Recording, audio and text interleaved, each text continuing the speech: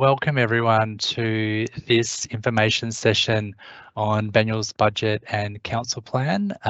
Thanks to everyone who's here for registering and to make sure that you're in the right space. Today's session is to talk about our upcoming budget 2024 to 2028 and year 4 actions of our council plan. The session, as you can see on the screen, it is being recorded, so and it will be posted onto Shaping Banyul after the session today. I'm just going to post also into the Q&A function, which you'll see at the top of your screen.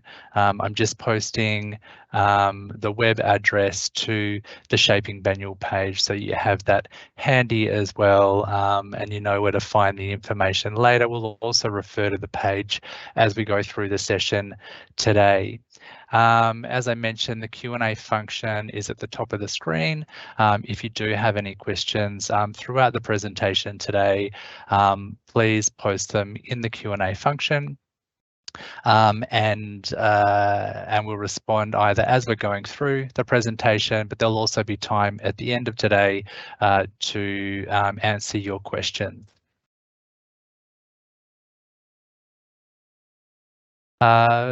Before I hand over to Tanya O'Reilly, to Birgit King, I'd like to acknowledge our traditional owners. So Banyul City Council is proud to acknowledge the Wurundjeri Woi-wurrung people as traditional custodians of the land, and we pay respect to all Aboriginal and Torres Strait Islander elders, past, present and emerging, who have resided in the area and have been an integral part of this region's history. I'd also like to acknowledge any Aboriginal elders that may be joining us today. And our diversity statement. So our community is made up of diverse cultures, beliefs, abilities, bodies, sexualities, ages and genders. Council is committed to access, equity, participation and rights for everyone. Principles which empower, foster harmony and increase the well-being of an inclusive community.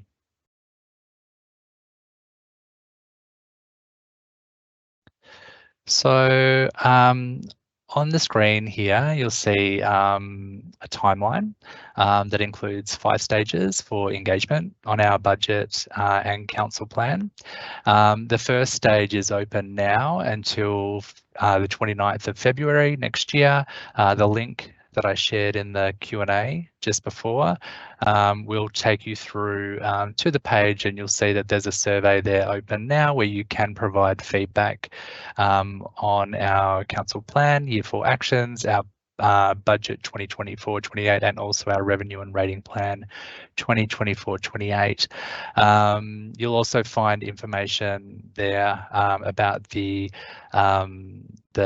drop-in sessions that will take place in January and February, and also some contact details for the project officers.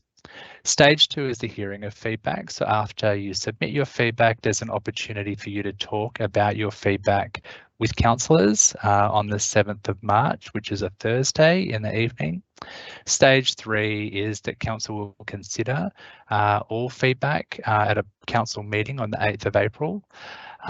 Stage 4 will be the public exhibition of the draft documents from the 20th of May 24, and then council will consider the documents for adoption on the 24th of June 2024, also a council meeting and a Monday night.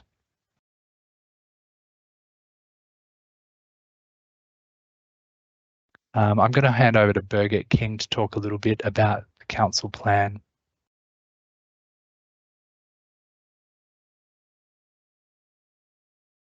Thank you, Michael. So what I wanted to tell you was a little bit about the council plan 2021 to 25. So what we are talking about tonight is the fact that we have, through the help of the community, developed a community vision, Vision 2041, which identified 6 priority themes. Those 6 priority themes are delivered by council through the council plan and its annual action plan. So what we're presenting this evening is the year 4 action plan. So this action plan shows what we will focus on on the delivery of these 6 priority themes. So we are actually in the final year of this 4-year term. So these activities all commence on the 1st of July 2024 and will take us through that last and final year of the council plan. The focus of delivering the Year 4 Action Plan, when we developed it, was to look at continuing the Year 3 Action Plan and any of those projects and initiatives that hadn't been completed. Our focus was also on delivering a variety of strategies and looking at also what are the new strategies that need to be developed to guide us into the future as well. And of course, a critical component also is all those initiatives that relate to the advocacy areas that we are doing on behalf of the community. The action plan also consists of a list of services, so identifying all of the services that we do on a day-to-day basis for the community. So, and those day-to-day activities and those initiatives that are done towards the delivery of those services is actually outlined in Council's business plans, and business plans are held by every department. Next slide, please, Michael. As part of the council plan also, we incorporate the Municipal Public Health and Wellbeing Plan. And this plan actually outlines our commitment to enhancing health and wellbeing outcomes for our community. By integrating this plan into the council plan, we can make sure that we are focusing on the key priorities, including gender equality, tracking climate change and its impact on health, social inclusion and connection, increasing healthy eating, and increasing active living. So throughout the Year 4 Action Plan, you will actually see the heart symbol, which identifies all those activities that support the Municipal Public Health Plan. So we value and look forward to your feedback to ensure that our focus for the Year 4 Action Plan is really the key priorities and report back and deliver on the council plan. Thank you. Handing over to Tanya O'Reilly now to take us through the revenue and rating plan.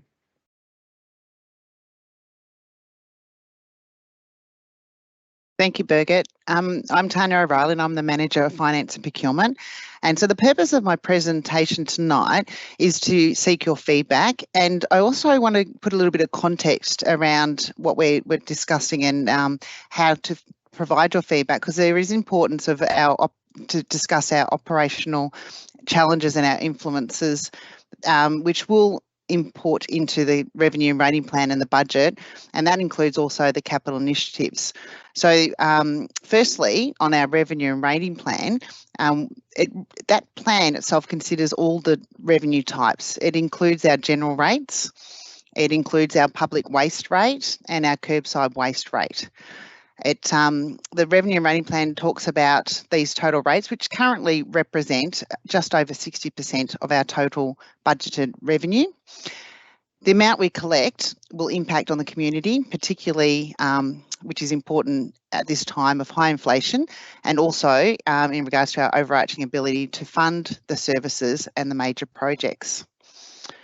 So the next slide of note is on our actual rate cap, where the Minister for Local Government has not yet quite announced the rate cap. It will be sometime at the end of December, and we will apply that rate cap to the 24-25 budget year. We need to consider the consumer price index, and it is still quite high, and so we are expecting for next year to have the cap come in around about 3.5, and at the moment that's just an estimate. The revenue and rating plan focuses mainly on the equity of rates and the funding requirements against all our new initiatives and our capital projects and our services. We also include the fees and charges, which currently represent around about 15% of our total revenue, and also talks about where our funding comes from, grants such as our capital and our operating grants, and that is also about 15% of our revenue. So we're looking to increase other non-rate revenue income and to minimise as much as possible our reliance on our rate revenue. So we are interested to hear from you and your feedback on the revenue and rating plan for next year. Michael, the next slide. I'll put this slide up just to outline some of our financial sustainability strategies. Now, we did, they're very consistent with last year, and we have engaged in the past on these strategies in past sessions and workshops, and we have already received some really valuable feedback. So tonight we're not asking for your feedback, but I just wanted to outline that these are quite important for us to draft our budget, which is yet to be developed for 24-25. And we also use these to assess and balance against the challenges and influences, which I'll also go through. So just to briefly outline that, as part of the work that we do in our financial planning, we are looking to generate enough surpluses and cash to fund our capital works and to meet the renewal requirements.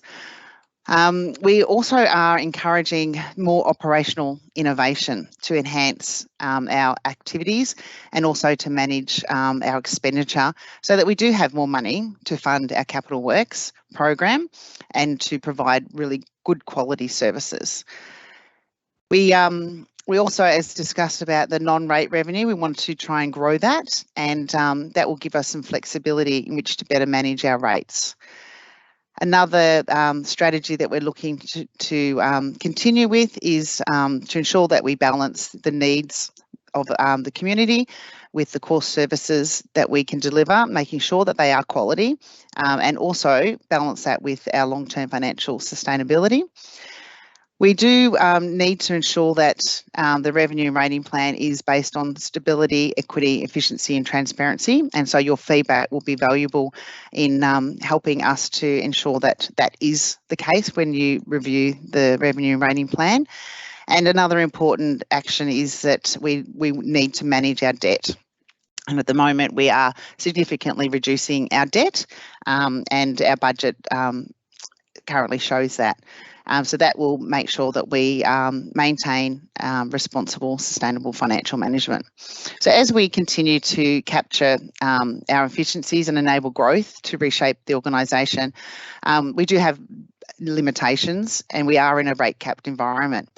And so we have noted in the past few years that our recovery has been slow, and that our non-rate revenue has not got to the levels that we anticipated, and this has had an impact on our budget, the organisation and the community. And obviously, we are aiming to deliver as much as we can in our current program, and it will have an impact on what we can do, what our plans are for next year. We are showing that we are currently in a deficit position, and we need to build that back up, increase our revenue streams, increase our fees and charges as much as possible in a competitive environment, and minimise that rate reliance. So next slide. So that's the context of that is important, because as we do every year, we look at our financial plans, we update our long-term financial plan, and we assess the current environment and what our challenges are. And we have done that this year with our councillors, and there has been a lot of regulatory reform that we need to factor into our budget for next year. The current climate, as you'd be aware, that there is high cost of living pressures. As many years of the cost shifting from state, federal to local government has continued, and these are only just a few of the challenges that we face. So we remain committed also to our carbon neutrality, and that actually needs more funding according to our corporate emissions reduction plan. And we also note that, the global effects and the uncertainty that we've all been facing over the past few years has impacted many of us, and so we are looking to do more with less and continue to drive those efficiencies across the organisation. So one of those areas is the implementation of our digital transformation strategy, and that will assist us in achieving much needed efficiencies over the next couple of years. So we are finding it difficult. One of the items is, the challenges is our skilled workforce and attracting staff to deliver on our initiatives and our capital projects. And our high inflation, our supply chain shortages are definitely having an impact on the ability for us to deliver, and it will have an impact on our budget for next year. We have had significant sector reforms, and we need to prioritise the change in regulations, and we're seeing that in planning, we're seeing that in the waste area, and we're also seeing it in other council services that we provide. We are undertaking some really deep, strong, targeted advocacy projects, and but we're also seeing that we have a significant reduction in the funding opportunities at both state and federal.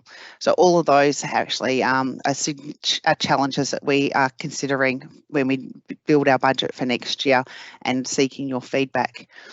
So on the next slide, I'll just briefly... Tanya, can I just jump in quickly? There's a question here which is asking what is included in non-rate revenue? Yeah, excellent. Yes, well, we have non-rate revenue, which covers the grants, as I mentioned. So we have grants from the federal and state capital as well as operating grant funding.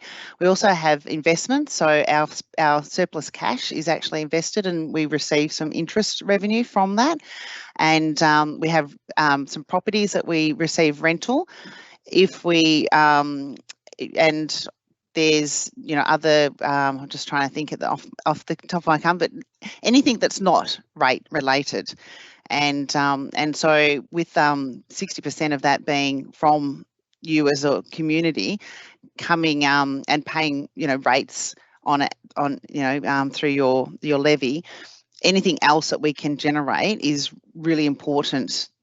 Fees and charges, our leisure centres, parking fines, fees, statutory fees and fines, they're all non-rate revenue.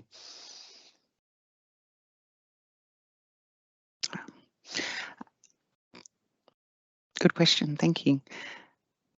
So influences, and this also, you know, is in lined with our challenges that we just need to ensure that, you know, we are considering this when we do look at the longer term financial sustainability, and wanting to ensure that we deliver for you as a community those quality services.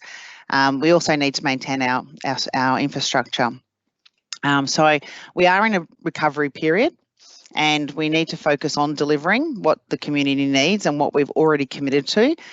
We need to be agile. We need to ensure our systems and our processes keep up to pace with our, you know, providing our services. So all of that is influencing on what we need to deliver as our capital or plan for our capital and our initiatives, and building that surplus going forward to support more of that capital works delivery. So, and as a community, we know that, you know, we would love to do more, but we are limited based on some of those factors that I've just outlined. So bearing that in mind, I'll just outline briefly the initiatives program, which is what we are also seeking feedback from you on. And the initiatives program is not on our operational budget. It actually are projects that are outside our core operations. So they do require additional funding. And so we have provided you with a listing of those initiatives for 24-25. And our largest investment that we are undertaking over the next few years is our digital transformation strategy. And that program is to help improve our systems and our IT applications. They'll be upgraded, they'll be replaced, they'll be modernised, and we have already started the customer experience platform, and that will go through for a couple of years, and we're also looking to implement next year an asset management system. We've just adopted our urban forest strategy, and we will be looking to implement some of the key actions of that plan, and they consist of the existing nursery expansion, some new software as well in there, some increase in tree planting, and some education and advocacy. And we want your feedback on that initiatives program, and it is, as Michael has stated, available for your input, and throughout the consultation period. So I hope to hear from you. And I will hand over to Mohammed, who will run through some of the Capital Works program initiatives.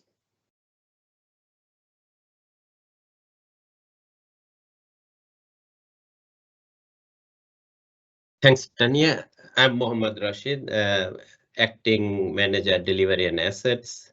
I'd focus on Capital Works program, which is a key component of our budget. Capital Works program includes Council's all projects required to maintain the level of service for the current community and also to meet the future needs from the growth. We have proposed $44 million of capital projects next year. You can see in the figure, and the biggest part of the program are related to building projects. You can see roughly close to $20 million projects are related to buildings. These projects include any projects related to library, aquatic center, and other councils building. We also have $12 million of road projects. These projects include road resurfacing. It includes footpath renewal as well, car park renewal. It also includes streetscape, bridge renewal. So those type of projects are included in that 12 million. We also have $4 million of parks projects in parks and open space area mainly. And we have $2.7 million of drainage project. This is to improve our drainage and renewing our existing drainage pipe to reduce the flood impact. On top of that, we have $4.8 million of plant and equipment renewal and upgrade. This is mainly for fleet and IT equipments or any type of plant and equipments renewal and upgrade in the program. Next slide, Michael. So I'll show you the breakdown of the program into different type of works now. You can see in the figure 53% of the program is related to asset renewal. This 53% is by dollar value. So we have $44 million in the program. So out of that $44 million, approximately $23 million, which is 53% of the program, is associated with asset renewals. So this is required to renew council's existing assets which are at poor condition and which are approaching to end of their useful life. We also have 37% of upgrade projects. So these upgrade projects are required to meet our current needs, current and future needs. Some assets were serving well in past, but currently they are not meeting our requirements. That's why we need to upgrade those assets to meet the current and future needs. For instance, any building or pavilion renovation or any library upgrade, any car park improvement, any drainage upgrades to reduce the flood impact. So those type of projects are included in upgrade program. On top of that, we also have 8% expansion project. This is to extend the current asset to meet the growth of the community, and also we have 2% new projects, new assets in the portfolio. So these two items, expansion and new assets, are required to meet the future needs and to meet the growth demand created from the growth of the community. Next slide, Michael. So now I'll highlight some key projects we have in the program.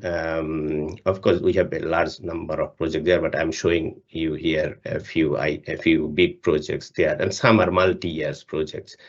You can see in the list Olympic Park Pavilion projects. We have proposed $2 million next year, but this is a multi-year project. So we actually have approximately $10 million for this project. But $2 million has been allocated next year. We also have Anthonyville Reserve Change Room. This is 1 year, single year project. We have $1.5 million next year. We also propose Rosanna Library and Precinct upgrade.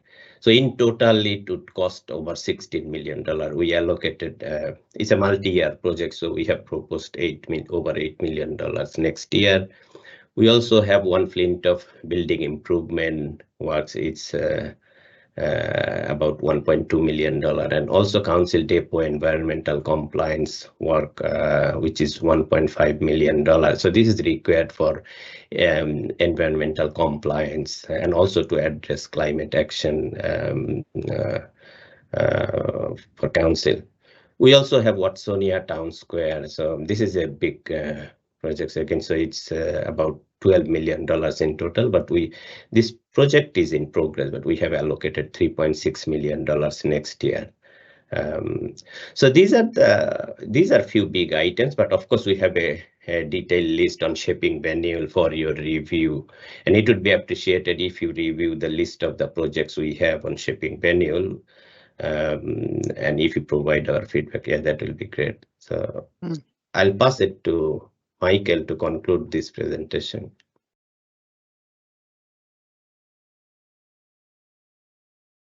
Thanks, Mohammed.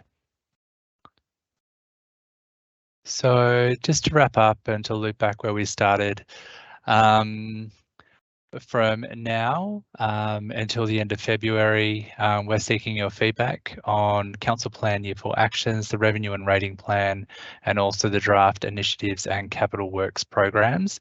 You can do that through Shaping Benue, the link that I shared in the chat earlier. But also we're going to run some drop-in sessions where you can talk with council officers. So the people that are here today will be at Greensborough Walk on the 15th of January from 2 till 4 p.m. and also at Ivanhoe Library on the 7th of February from 5 till 7 p.m. And as I mentioned earlier, anyone that submits feedback, what you'll find in the form is that there's the option for you to elect to talk to your feedback with councillors. So it'll be a space that's separate to a council meeting where you'll be able to talk about your feedback and present to councillors about your feedback.